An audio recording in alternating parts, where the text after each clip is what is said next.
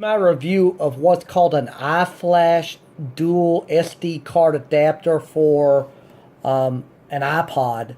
I kind of have my iPod taken apart here, but I'll show you. It's basically an 80 gigabyte. I don't want to kind of mess with how it's apart here right now, mainly because it's still syncing, but it's an 80 gigabyte iPod Classic, a 5.5 generation iPod that's probably about 10 years old. I've had it for about 10 years.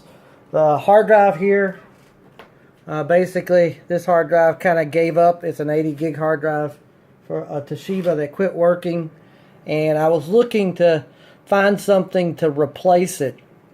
I actually initially bought some Toshiba hard drives that turned out to either be defective, a refurb, or maybe not even genuine, mainly because I think that the drives in 2017 aren't really made anymore. But so then I tried going with a SSD card or SSD drive from an unknown brand that used a ZIF interface. That didn't work as well. It just would continually reboot.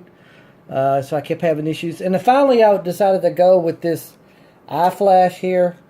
As you can see, I've got a couple cards. It's hard to see, but I got a couple cards in it right now.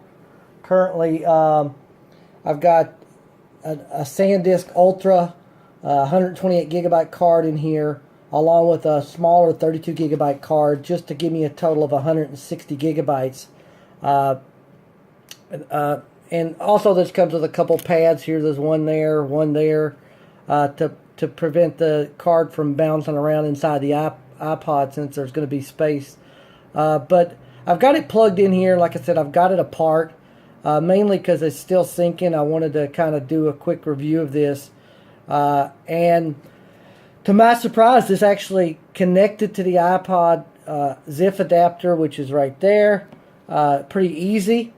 The SD cards fit in there in the slots. There's 2 slots for this. They also make a 1-slot version and a 4-slot version if you really want to put a lot of memory in the iPod.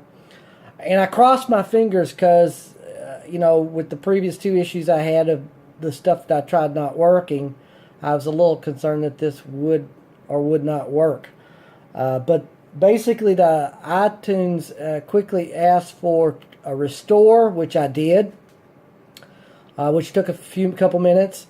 The iPod rebooted, and again I crossed my fingers because before with the SSD drive that I tried, it just kept rebooting. But this booted up, and it's actually started syncing, which I'll show.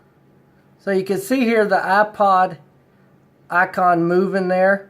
See now that I have an 80 gig iPod that now has, well, it's technically 148 gigabytes, but that is after installation of the software. The iPod software is basically 160 gigabytes, but it's actually showing the full 148, which is about normal. As you can see up here, the iPod syncing. There's all my songs that are still syncing. So far, so good. So I've got the iPod back together after putting in the iFlash. I've got all my music synced here. And I'll hit play. And you can see it's playing. I don't know if you could hear it.